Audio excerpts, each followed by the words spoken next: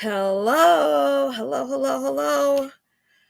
Man, we're doing it, y'all. Welcome to episode 42 of Sipping Tea with Stacy T. I'm your girl, Stacy T. Did it a little curly today, trying to switch it up a bit. But thank you for being here. We are going to talk about a topic that I'm very excited to talk about because it's something that happened this week. And so I want to share that with you all.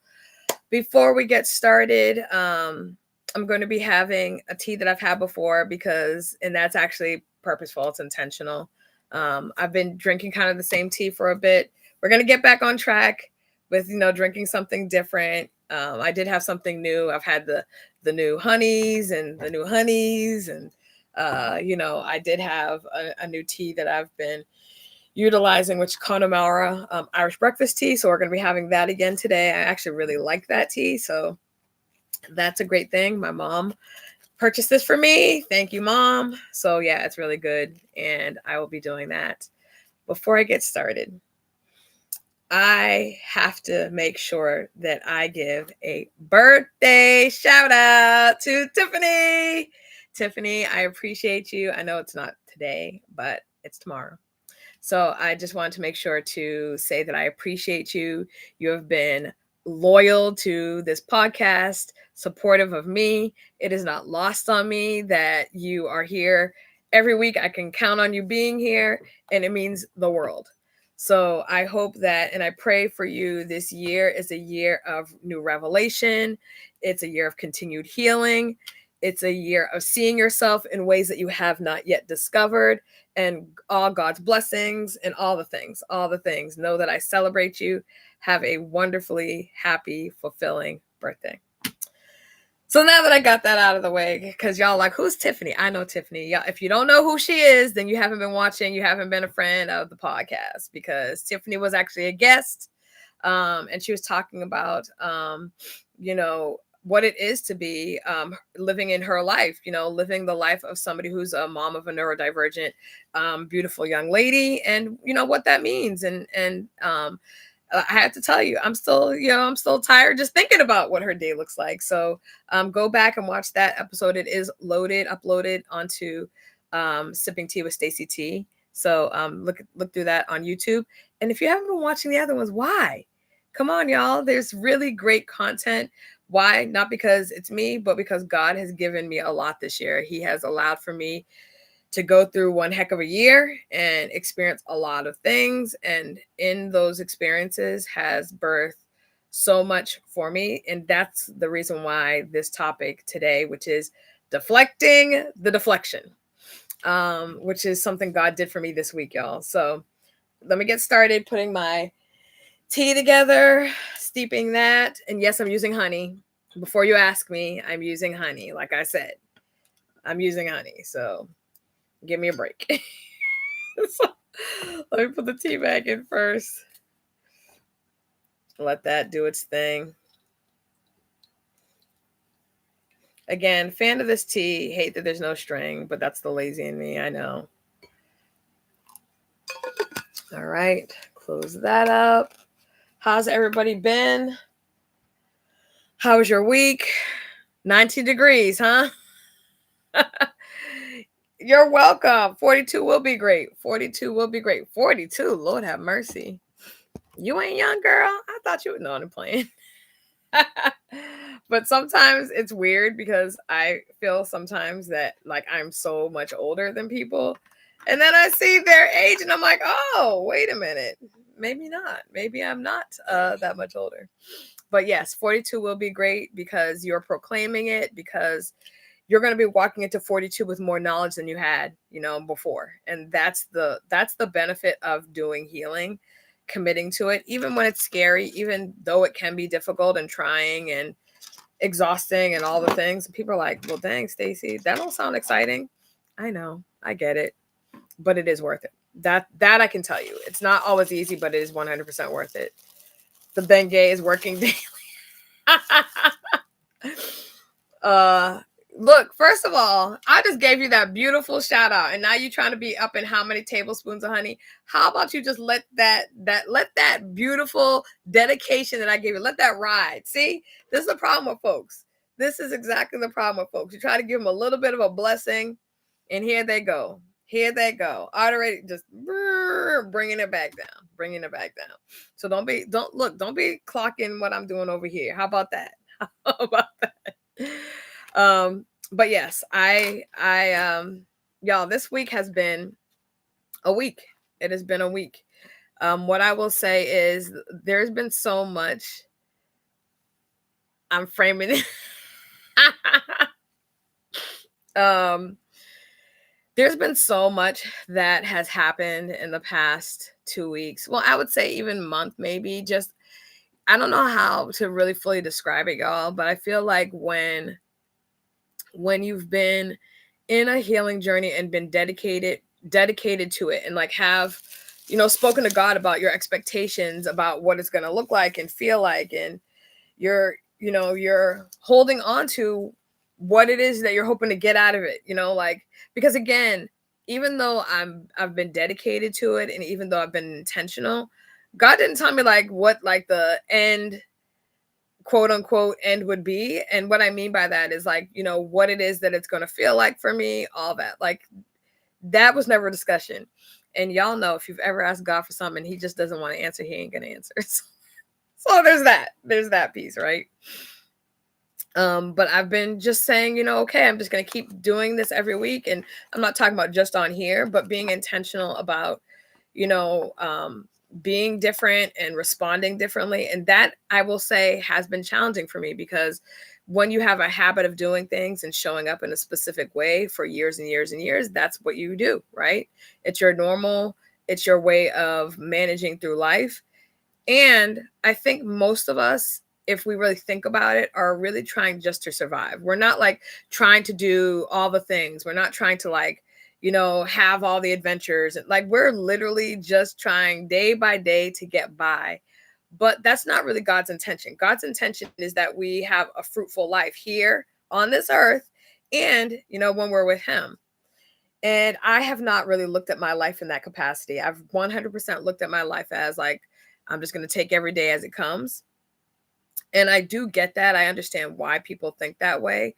But more often than not, I can tell you, for me, a lot of the reason why I've managed that way or felt that way is because I was like, you know what? God is going to do what he's going to do in my life. Things are going to happen the way that they're going to happen. And like, for me, I think also for me, having some measure of expectation left me in a space that I could be let down. And so I was like, don't really want to be let down. So how do we manage this? How do we go about this in an honest way? So I decided just to deflect. That became my safe space. That became something that I've done for the majority of my life. And so we're going to talk about deflecting, like I said, the deflection. But again, hopefully everybody's doing well. Hopefully everybody had a good week since the last time that we have been in each other's presence. The other thing that I wanted to do is, I think I have shown you all that I had been given to me a what do you call it? A deck of affirmation cards called Bloom Where You're Planted. And it was given to me by my lovely, lovely, lovely sister, because she was like, your girl's going through some stuff.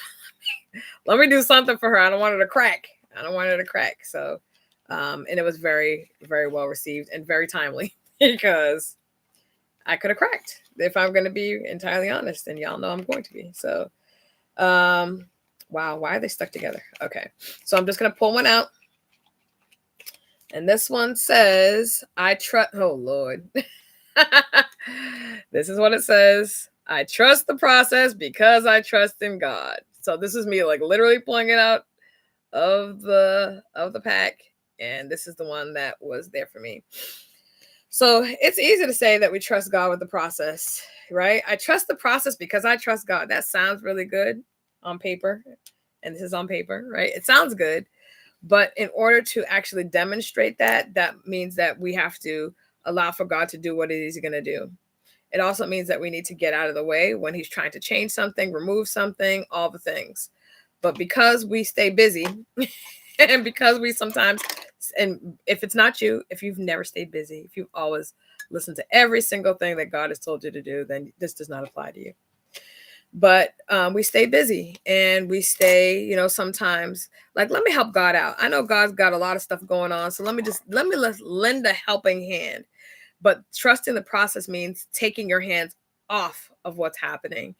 For me, maybe not for you, that can be difficult. It can be something that says, Stacy, I know that you may be afraid. Stacy, you may not like the outcome, but you have to trust God with the process. Now, also, just be clear, I cannot like the outcome when I get my hands involved, right? So it is important just to say, if you trust God, to trust him, to let him give you direction, to make sure you're praying and doing all the things and spending time with him, developing that relationship so that when he's speaking to you, you can actually hear from him. And also this, I don't know why I'm sharing this, because it just came to me. So I'm going to share it because it came to me as I'm speaking to you. Don't let everybody that has something to say about you be the final say, right? What do I mean by that? There's a lot of people who are like, God told me to tell you. Well, you know what? I serve that same God and he ain't told me that. Now, it's not to say that it's been revealed to you yet, but there should be some measure in your spirit that feels the connection to what's being said to you. You may have not, maybe you've been wrestling with it. Maybe you've been running from it. That can be true, but don't let everybody's words for you, whether it's, somebody praying for you. By the way, don't let everybody pray for you, but that's a whole nother story for another day, right? Somebody prophesying or prophesying, right? Again, this is where the relationship with God really is necessary. So I don't know why I needed to share that, but I'm leaving that there. So do with that what you will. It may be for somebody here right now. It may be for somebody who's going to watch this later, but that needed to be said. So what did God do for Stacy this week? I feel like sometimes that's the update. What did God do in Stacy's life this week? But before I do that, I'm going to put the honey in and I'm going to try to do it off camera so that some people who are hawking my behavior are not able to see my whereabouts and what I'm doing on this side of the daggone screen. But there are certain behaviors that I will say over time that I have adopted. And I think that's true of every single one of us, right? It's definitely true of people who have been navigating certain things in their life for a while, right? I'm trying to get I'm using a knife, so I'm trying to get this to stop. I forgot to get the spoon before I hit that button, and so we're using what was here and clean. So that was what was here and was a knife. So now we're stirring that in. Girl, bye. It was clean. It was clean and nearby. See, why are you giving me the judgy eyes? The judgy eyes. That's the problem with God's people. Judging folks. Stop giving me those judgy eyes. But what God did for me this week was I'm laughing about it because I feel lighter, y'all. I'm laughing about it because it was something that, and I've told you all, when I started my healing journey, I was doing what I've called, it's not like it's in a book, or it may be, but what was relayed to me was I needed to do deep level extraction, right? Root extraction, which means going to some of the really big pain points, some of the real big areas that were like stumbling blocks for me, or places that kind of caused me to fall short or stop or not progress, whatever it was. But they were things that I have dealt with for the entirety of my life, right? I know it's all out of love. I know. And so is my bantering. All out of love. So, when I started to do the do my healing journey, I was dedicated, I have to say, again, proud of myself, because it was something that I've started and I have not stopped doing through the entirety of the year. Though I'm sure people, because they can't quantify what I'm doing, probably are thinking like, how is she doing it? What is she really doing? Is she really healing? And even though I know what work I'm doing and I know like how intentional I've been, there still has come a need for me to have what I would call like touch points, where God shows up and shows you that he's seeing what you're doing and that you're on the right track. Validation from people, validation from God, everything, right? So this, not this week, but the week prior, God had worked on me through an area of me having a hard time connecting, songs to pain. And I think for a lot of us, music is a real connection to trauma, to some traumas, right? And it's not that we intend for that to be the case, but, when we have relationships with people, friendships, romantic relationships, familial relationships, whatever they are, there's that one song that makes you think about a person. And when that one song happens to be a gospel song, that kind of can make it complicated, right? And so I had avoided a whole, genre, not even a genre, but a whole group of musicians that had, for me, the connection to my ex, right? So I stopped, listening to Jonathan McReynolds as one point of contention. And I just was like, I don't want to hear his voice because it just brought the emotions to the surface.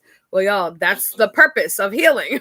You're supposed to bring your emotions to the surface. And so I was desperately trying not to feel the pain that I felt.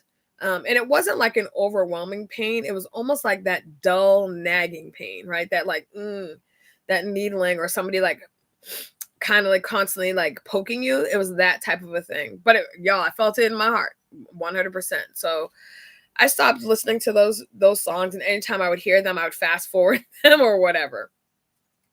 Then, God dealt with me on that, and I had the release from that. That was 2 weeks ago.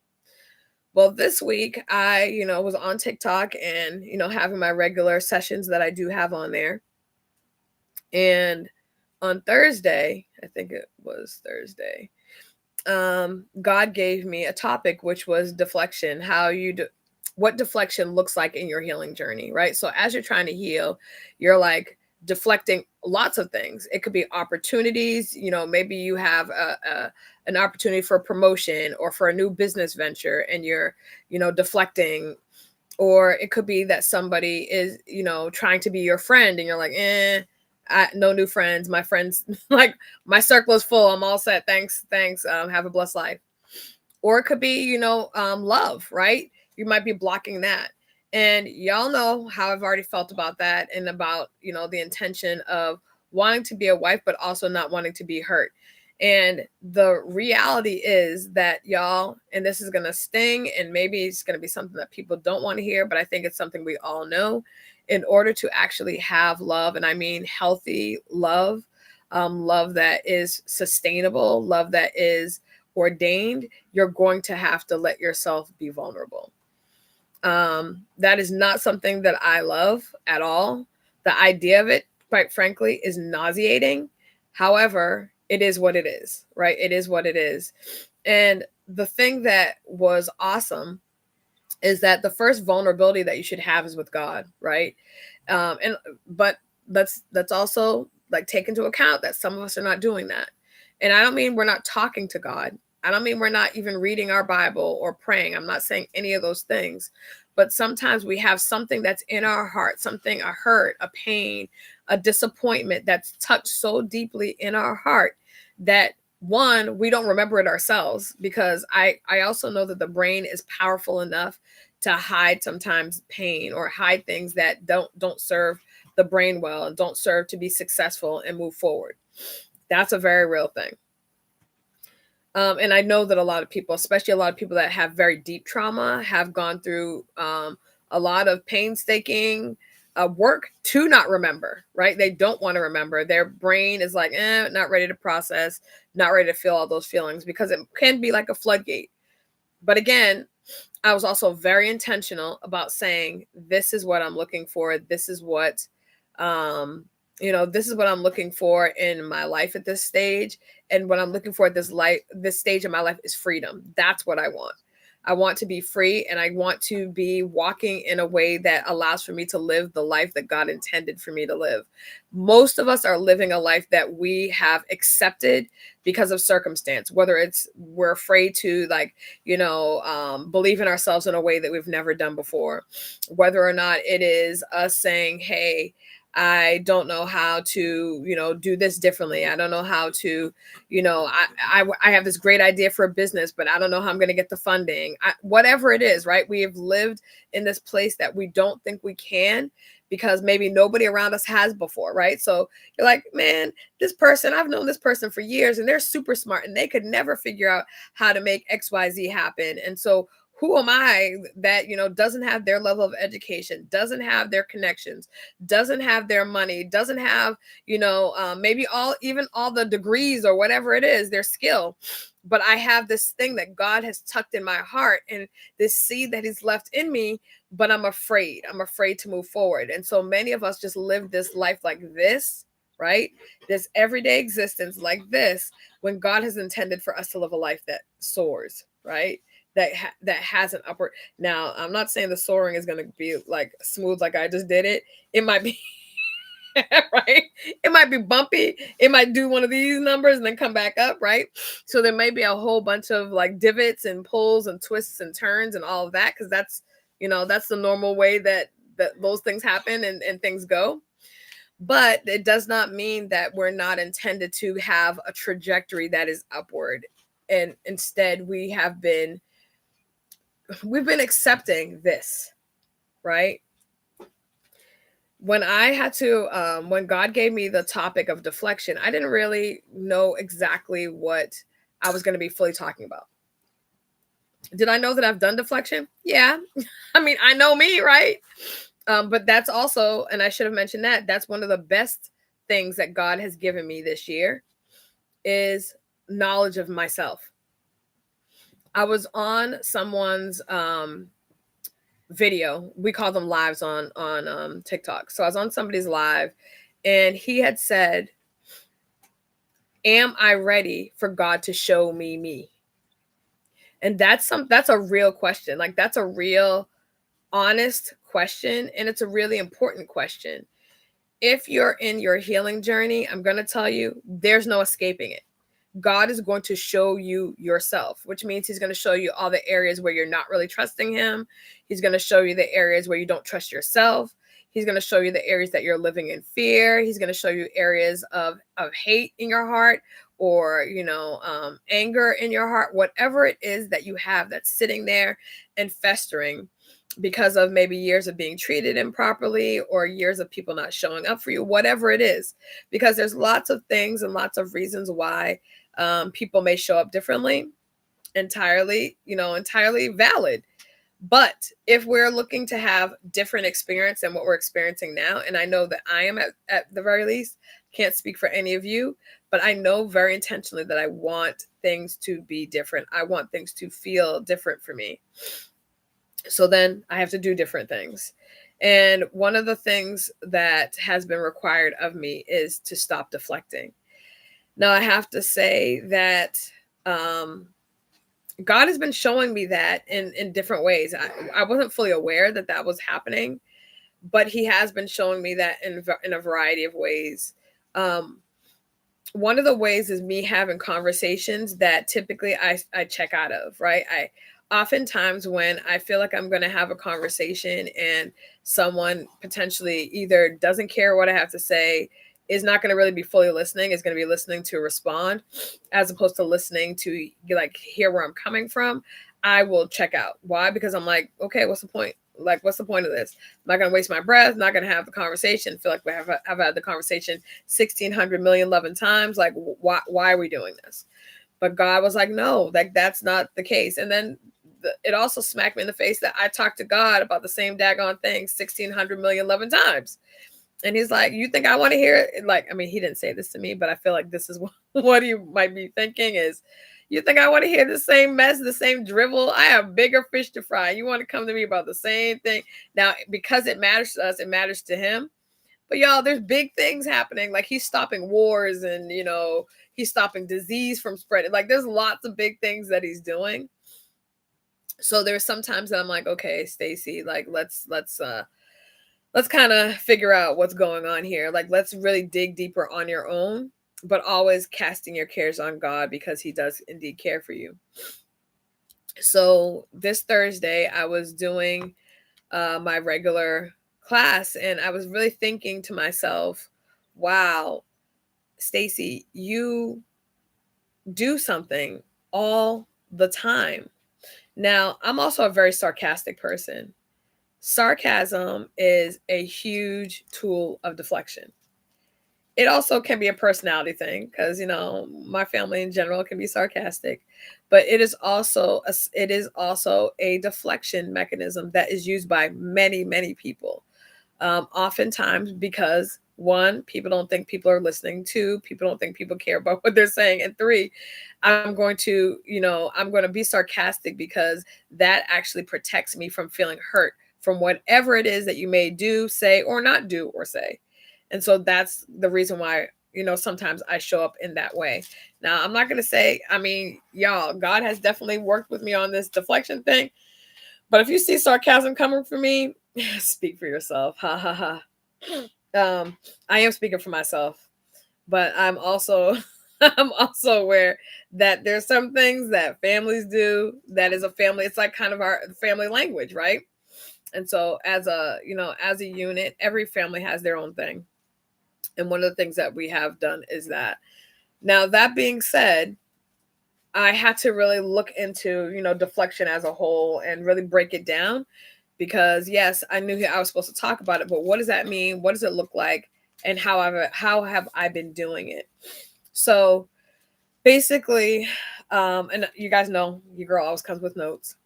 When you've been hurt, disappointed, abandoned, or betrayed, your brain, this is literally what happens in your brain. Your brain actually starts to read or equate love, because all those things that happened came from people typically that loved us, right?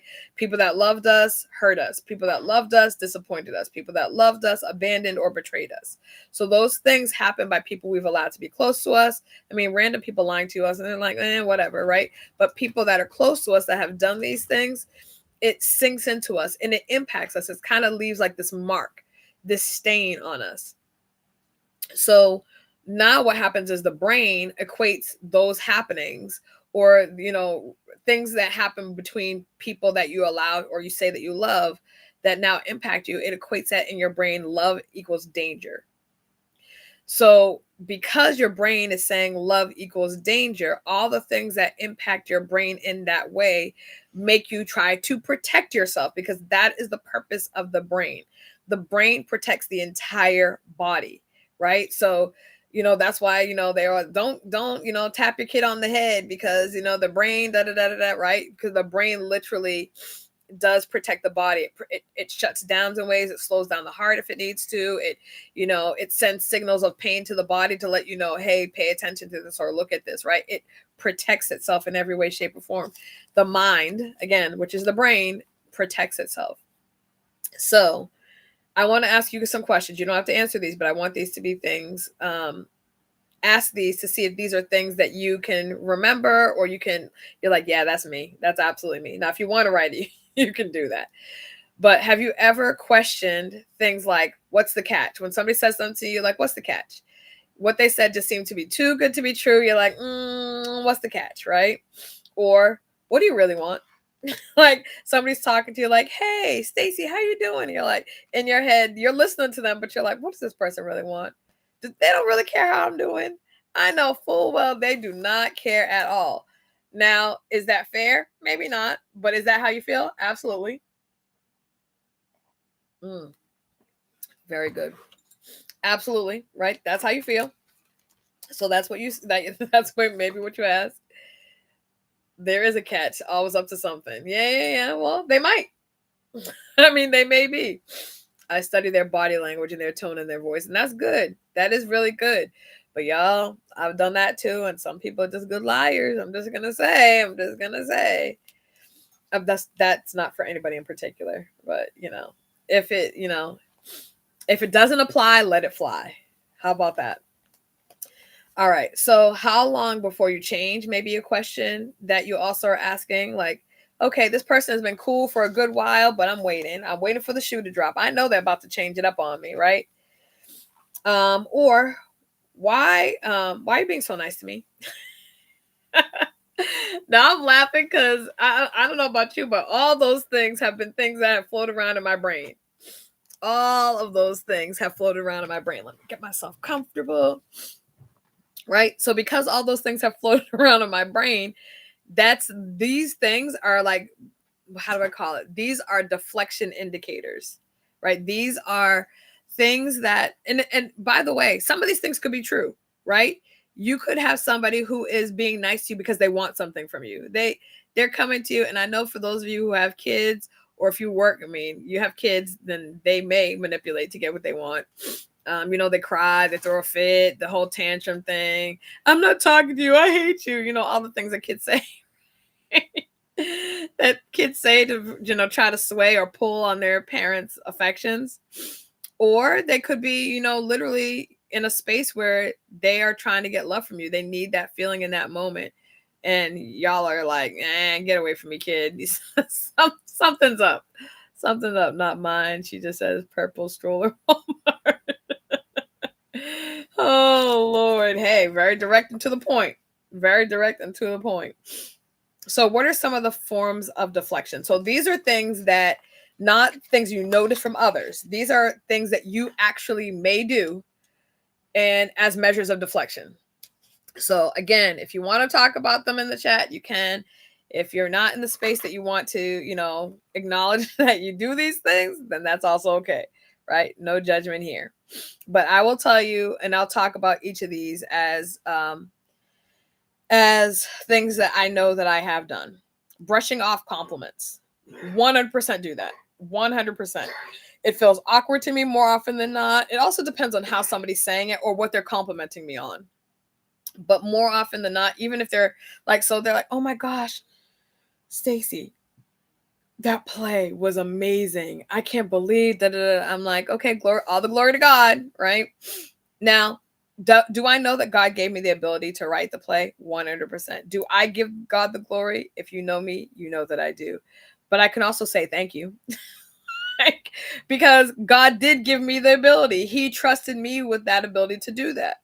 But instead of just saying thank you and then saying God has blessed me, we never give ourselves a second to just say thank you. Because it was you who were dedicated. It was you that sat down. You did the work. You put the things together. You did it all with God's help, but you did it, right? Because he equipped you. So it's one of those things that sometimes we have been trained to be humble. And for many people, what that looks like is being non-existent. And that is not the same thing. Now, you don't have to be, yeah, that's me, girl. You know how I do. I put a play together. Like, that's different. Right? That is clearly different. That's clearly not humble. It's arrogant and it's obnoxious, right? So that's not the same thing.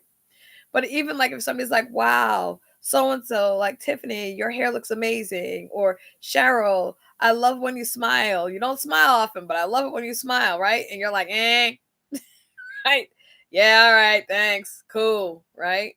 Or like, wow, your makeup looks great. Or wow, I love what you did. That outfit is great. Or wow, blah, blah, blah. Like, people are like, Now, there are some things like if it's a work thing, then you might take it as like, okay. But again, we're trained not to see ourselves in situations. So brushing off compliments is a huge, huge thing that I do. And that's something I want you to think about if you do it or not. The second thing is questioning someone's kindness. And we talked about this a little bit before. Because people, and I'm just going to say this, I feel like people are less kind now than I've seen in my entire life. Way more selfish, way more self-absorbed, way more, just way more like inside their own circle and their own bubble and not caring about community at all. It's very, very Shadyville. It's really, really jarring. Obviously growing up in a generation where kids would play outside and any parent on the street, if they saw you acting a fool, could come to you and be like, Stacy, you are acting up. You need to go home.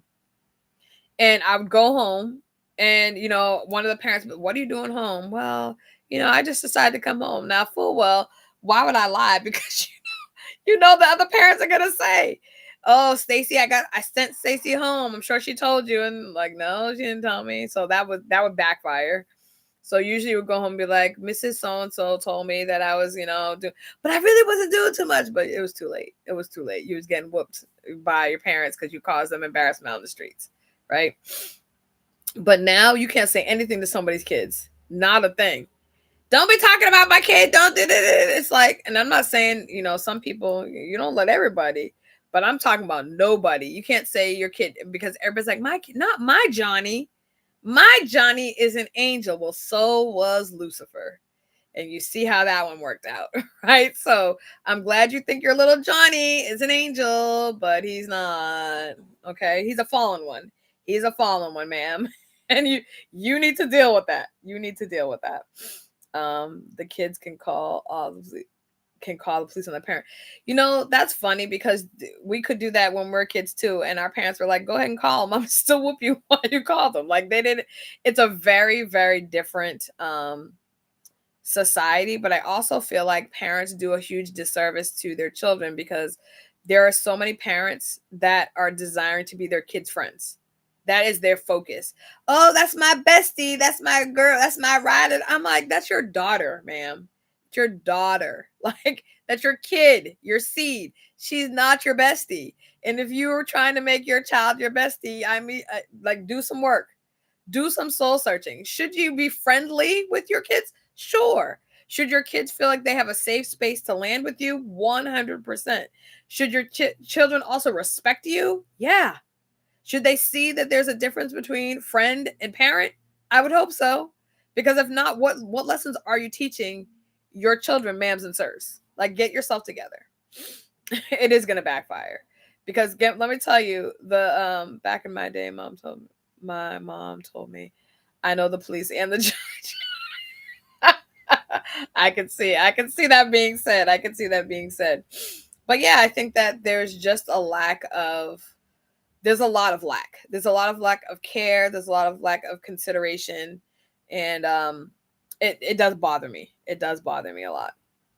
I feel like that's why we find ourselves in the situation that we do in this country right now. So, all right. The next thing that it shows up as a way that people deflect is downplaying your needs. Right? So it could be you needing a break. It could be you needing more sleep. It could mean you needing a vacation.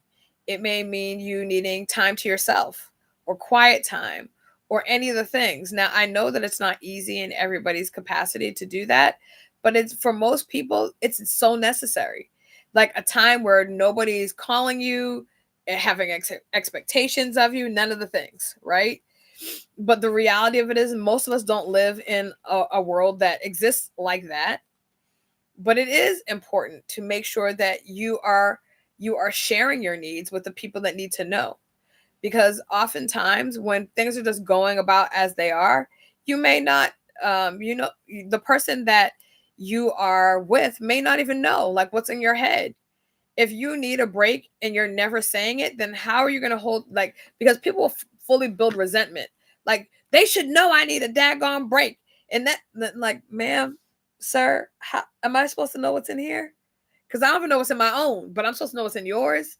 So it's important to make sure that we don't downplay those things.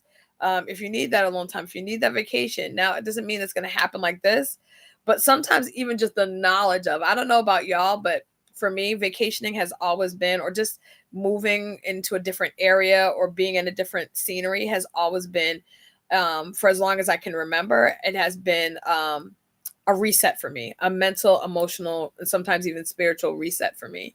And when I go long periods of time and I don't have it, I do feel off. I do feel very stressed out. I do feel agitated. I can feel it, like literally feel my mind warring with what's going on inside of me. So you need to articulate what it is that, you need. Saying I'm fine when you're not. I'm fine. How are you doing? I'm fine. I'm fine. Everything's fine. Everything's great. It's also the speed at which people say it. I'm fine. I'm cool. I'm good. I'm like, oh, are you? Because you're not reading fine right now. Right now, you're reading chaotic. Right now, it's reading stressed out. That's what it's reading right now. But if you say you're cool, then cool. We're all cool that you're cool. it is important to make sure that you're honest with not just the people around you, but you need to be honest with yourself. If you're not fine, it's okay not to be fine. It's okay. Like if you're having a bad day, it's all fine. It's okay not to be fine. But what's not okay is for you not to share that with people that you're impacting. Because every single person that I encounter needs to know if I'm in a space where, my feelings, my energy might affect you, right? So if I'm having a cruddy day, then I might go on TikTok and I'll say, yeah, so today's been a day, y'all. It's but you know what? I'm gonna try to push through. And there's some days I can't push through, so I'll pivot and talk about something that's less emotional, or I'll have somebody come up in a panel and let them talk for a little bit so that I can, in the interim, maybe pray, reset my mind, whatever it is. But y'all, there's so many people that are just figuring that nobody cares about how they actually feel. Or they're just in a space where they have learned to choke down their feelings for a lifetime. And because they've learned that, they don't want to do anything different. Because again, it goes back to that vulnerability that I was talking about before. People like, I don't want to be vulnerable. For what? For what? People don't care, right? And so God had to break me. This was a lot of whooping for me, y'all. A lot of this, because this was like all the things that I've done and have done well. Like expert level deflection, expert level, right? And this is decades of commitment to a way that I functioned. So when you've had decades of, commitment to an area and decades of showing up in a specific way, then, it can be a little bit more challenging to break yourself of the pattern. But that's what, and I didn't even know it. I wasn't aware of it. That's what God has been doing for me and in me for the last month or so. So when on Thursday, when I realized it, when God, like, as I was talking, I'm telling you how it happened. I was talking to the people in the room. And as I was talking, God was literally saying to me, you don't have to do that anymore. And I was like, what? And then he was like literally bringing to my mind me having conversations that typically I wouldn't have, or if I was going to have the conversation, would have like crashed out, because immediately I'm going into protection mode. This person doesn't care what I have to say, so I'm just gonna, this is what, and I didn't do that.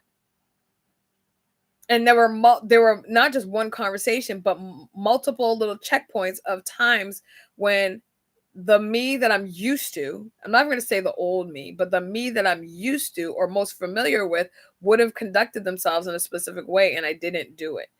And it felt right not to do it. That's also for me a difference, because sometimes I've, not done something or been able to manage my emotions a little bit better than others, but it felt odd to me. It felt like I was struggling to do it. This time it didn't feel like that. So that was an awesome thing. The next one is, wow, y'all, I can't even read my handwriting. That's how bad it is. That's how bad my handwriting done got. Pushing people away who show that they care. Whew. Because who sent you? Like, who sent you? Why you really care? Do you really care? Is this something that you're doing because it's a cool thing to do, or like, is this like really how you feeling? When you've been, I think this is one of the more challenging ones, when you've gone through betrayal and when you had in your mind set yourself up to believe that the dreams that you've dreamed as a little girl were actually, you were living them, right? You were living them and you were experiencing them, and then the magic carpet a la Aladdin gets ripped away from you, right? And so now you're like on your behind, sitting there in a stupor, like what the heck just happened here? And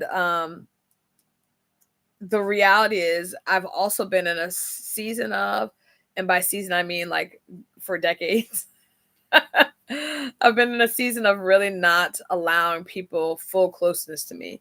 It was a measured closeness that I found tolerable, that I found acceptable. Now, I'm not saying every single person should have access to you. I think that's silly, right? I do think that, there's obviously, I can speak to anyone. That's never been an issue. But as far as people having access to my heart, or, my inner workings, how I really think, that has been something that I have not really been willing or wanting to do, period. So I haven't done it.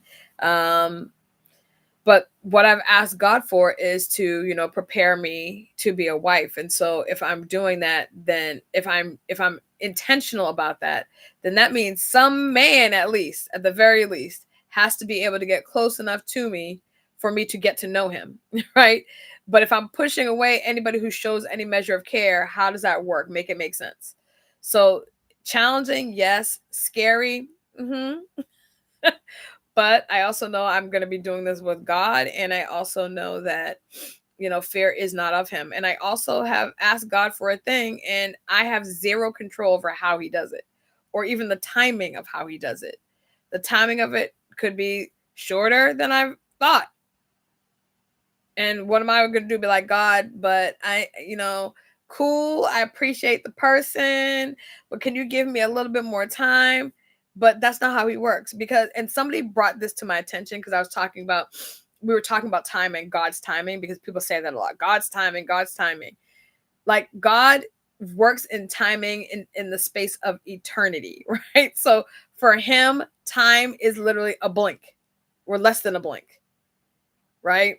But for us, so that's years for him. A blink of an eye is years. And for us, that's very different. How we experience it feels a lot longer, a lot different. So, what for us might feel like, oh my gosh, that's too short, or it may look like that to someone else. I've known people that have, been married and then maybe get divorced and then they get married shortly after. And everybody's like, oh my gosh, that was short or whatever. And again, we have no idea about God's timing. In God's timing, it may have been a lot, for us really short, but in God's timing, perfect timing. So we just have to remember, what did this card say? It says, I trust the process because I put my trust in God. Right? So is that a yes, a no, a maybe so? Like, which one is it? Which one is it? Another one that I have on the list is pretending that you don't want intimacy, right? Now, I'm not talking about sex. I'm talking about intimacy. I'm talking about closeness, right? I think it's important for us to recognize that God intended for us to have intimate connections with people, close connections with people. If he didn't believe that, he would not have created a helpmeet for Adam, right? If he was like, no, because he didn't need Adam to be fruitful and multiply. He could just make more people, right? He could have just taken more dust. There was plenty. He made a whole earth. He could have taken more dust and just been like, ping, ping, ping, ping, ping, and we're done. Y'all have fun out here. Take care of each other. Do your thing, right? So the intention was that we are supposed to have that. The hard thing is that we don't necessarily know who sent you, right? It goes back to that. Who sent you? So then when somebody does seek to get close to us, it feels, what did it say? Like, because it feels like love, it feels like danger in our brain, because we equate all love to painful points, right? We equate it to painful points. So until God is able to take that deflection in our brain away, then we could be a sabotage person for every single relationship that we're trying to draw to us. We're pushing it away, deflecting it because it makes us feel unsafe. So that's something that we have to take into account, right? Accepting the minimum because you're scared of more, or that you don't deserve more. I've done that a lot, accepted the bare minimum. And it's funny because, I feel like sometimes women are forced. So men, if you're watching this too, I'm giving you free game right now. I feel like women are often forced to say, man, I don't even ask for much. I just ask for a man that loves God, a man that does this. He has a job, and he loves his mama, and he's good with his family. If he has a child, he's good with the baby mama. Like, that's like bare minimum. Like, that's what we say. We say it like it's a daggone badge of honor. God literally had to say, why do you keep saying that? And I was like, what? Right? What do you mean? Isn't that the good thing to say? And he was like, Stacey, you don't give the bare minimum in any relationship. So why do you keep saying all you're asking for is the bare minimum when I'm trying to give you all the things? So which one do you want? Do you want all the things? Because I can do all the things, but if you keep saying to me that you want or you're only expecting the bare minimum, well then poof, here you go. Enjoy your bare minimum. And I was like, "Ooh, wait a minute. Okay, God, don't be hasty. Don't be hasty. I had that little, I made a mistake. I made a mistake. You know, I make those sometimes. Let's talk about this." But I'm telling you, like literally, that's been something that I've been saying for years, 4 years. I don't even know why, you know. You see all these people, these women are money grubbers and da da da da.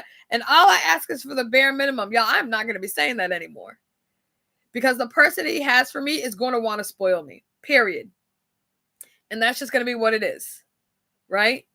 And it's really a reset, a retraining of how you see yourself, a retraining of your brain in a very different way, and understanding that if God sees you the apple as the apple of his eye, if God takes care of every single living creature that we have ever known, right? If he gives them the understanding of this is how you feed yourself, this is how you sustain yourself, if he's watching out for them and gives them all the things, why am I just keep saying I want the bare minimum, right? We have to change how we talk about ourselves and what we think. Okay. So that was a big one for me. A big one for me. And then the other thing that sometimes is a way that deflection shows up is ghosting when I feel like something is getting real.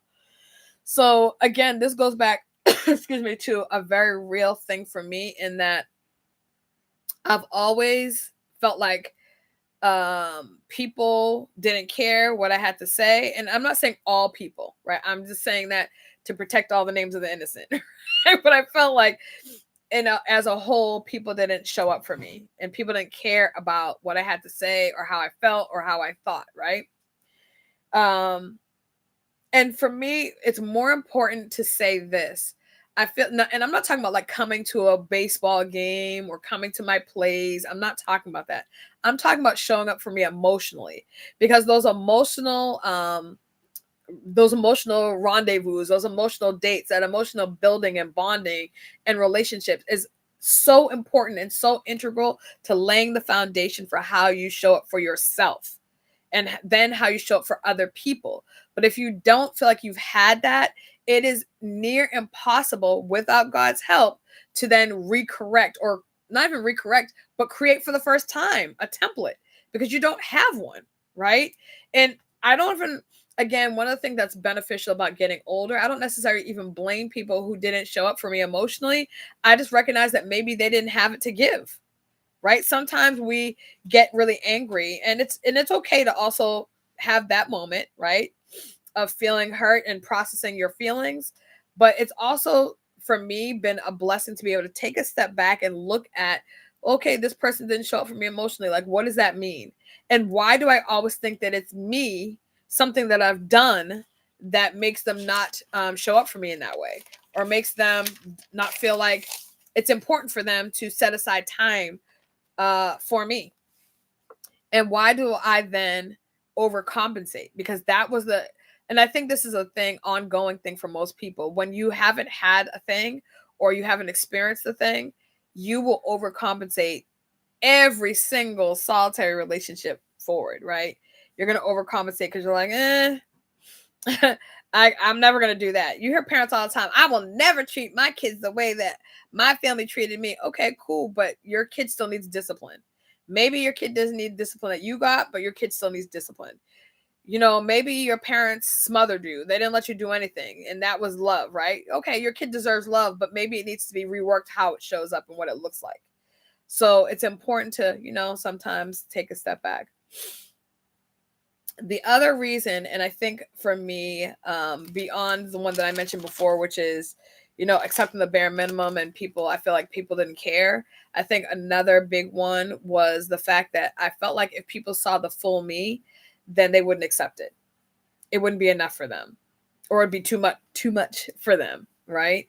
And so, I'm laughing because, y'all, the full me is nerdy. The full me loves words, right? The full me is a playwright. The full me is a woman of God, is a minister, is a friend, is a daughter, a sister, you know, is an aunt, all the things, right? There's, I'm sure, lots of things that I left out there, but there's many layers to who I am as a person. I love a good musical.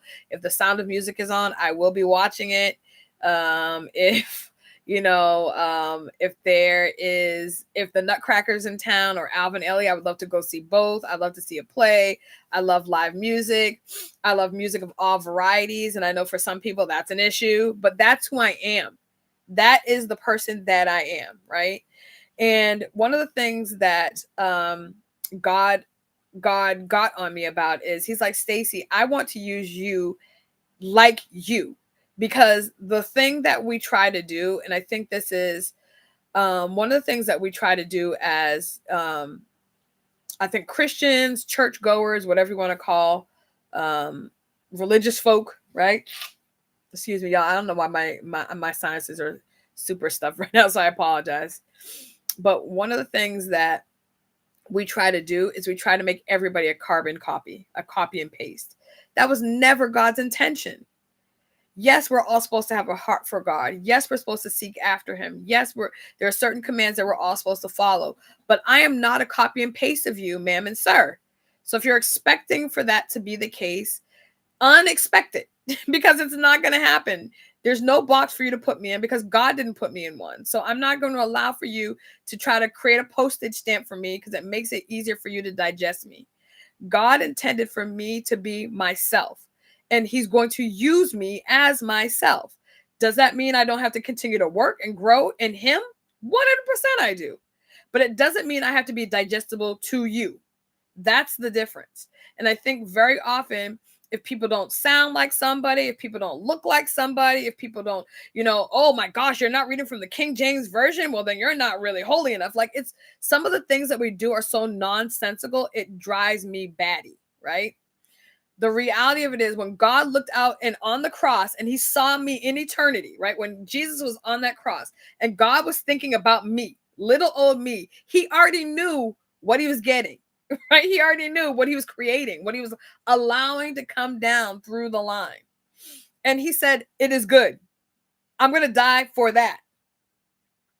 Right? So he's going to die for somebody who's a nerdy chick, who is, you know, intelligent and kind and loving and tenderhearted and maybe more emotional than most, all the things, and loves, you know, good music and loves a musical on TV, like all of those things, because me as I am is supposed to minister to a certain group of people. You as you are have purpose attached and assigned to your life. You are supposed to do that. So for me, I was deflecting, oh my gosh, if I don't fit into this bubble, if I don't do this and contort myself this way, then I'm not Christian enough. For whom exactly? Because God still loves me. He talks to me all the time.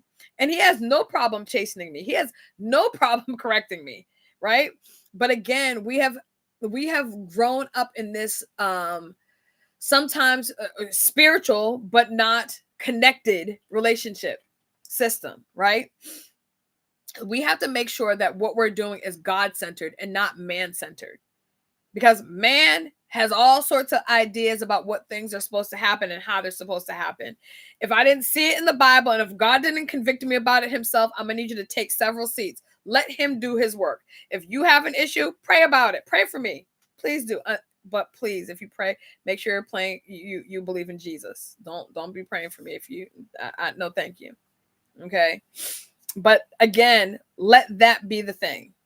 We feel like we need to, like, okay, ooh, I wouldn't have done that. Well, that's good because that wasn't for you to do. Oh, I wouldn't have said it like that. Fantastic. Keep doing what you're supposed to do, ma'ams and sirs, because it wasn't meant for you to say it. It was meant for Stacy to say it. It was meant for Tiffany to say it. It might have been meant for Cheryl to say it. You're not going to be an identical copy, and you're not intended to be, or else we would be in an episode of iRobot, and we could all say, one of us. Okay? And that's not the case. All right. So I want to leave and end with this because I know my time is up, and hopefully this has been helpful. But when I say that God told me that I no longer have to deflect anymore and I can just be myself, I didn't even realize that I was still carrying the identity of how so many people had boxed me in. I really wasn't. I was like, really? And then it was showing out how I was doing it. So I just want you to understand this. Oftentimes, and this was for me, you deflect to avoid being seen. You deflect love to avoid being chosen. Now, that sounds crazy because I've been talking about wanting to be chosen, y'all, since I was a little girl, all the way through my teens, all the way up into being in college when I cried myself and then God had to deliver me from not feeling attractive, all the way into the adult years and where I find myself currently. I've wanted that. I've wanted a man to be able to look at me and see forever, right? To see purpose assigned and attached with mine, right? I've wanted that. But the reality of it is I was deflecting that because I was avoiding being me. And Stacy's dope. I like her. She cool. She's cool. She got flaws. Everybody got flaws, but she's cool. She has a good heart. She loves God. She loves a lot of people. I can't say all people. I'm working on it. God's still working on it. Well, I mean, I love all people because they're created by him, but I don't necessarily like all people. But I don't know if that's like a catch. God hasn't gotten back to me on that yet. Right? But again, it says, so you deflect love to avoid being seen. You deflect love to avoid being chosen, because being chosen means being vulnerable. And being vulnerable means it means taking a risk. And I have not done that. Most of my life has been very risk-free. This is what you're supposed to do. You do this, and then you take this next step, and then you do this next step, and then you do this next step. Like, that's the way you're supposed to do things. Straight, straight, straight. But then you have people that you've probably known that have taken all these risks. They've started companies, started businesses. When I say I've had all these ideas for great things and have never just taken risk to achieve them, that is a very real thing. But the same thing that I'm talking about has also been how I've lived my personal life. Not taking risks, because, oh my gosh, if I say this to this person, they're going to say, oh, you should have done it this way, or that's too long, or that's too soon, or that's too, y'all, I have no idea what God's intentions are for how he's going to play this part of my life out. But one last thing I want to share with you. Well, actually, I'll share that with you on the next, I'll share that with you next week, because it's going to be an assignment that I have for all of us to do. And it's going to be really important as to set us up for 2026. So I will do that on the next one. But I think it's really important that if we say that we want a thing, and I know I'm over time, but I really have to share this. If we say that we want a thing from God, if we're saying that we are intending to be different, right? If we're intending to want more and want things to change in our lives for the better, then we have to trust the process, because I trust in God. All right. So that is all I'm going to say. Hopefully that left a nugget with you. But again, your girl's not deflecting anymore. There's going to be hard conversations that I've already been having them. So hard conversations, opening conversations that I would never have opened. I just would have ignored before. But I'm like, no, not doing that, because I'm asking God for different. I have to do different. I can't talk about it. I have to be about it. All right, y'all, be blessed. And you know what I'm about to say. Be kind to yourself. Be kind to others. And please extend to yourself first, and then to me a measure of grace. I will see you next Saturday. Tiffany, have a happy, happy, blessed birthday, even though you are monitoring my honey intake like the daggone CIA. All right. Love y'all. Have a good one. Bye.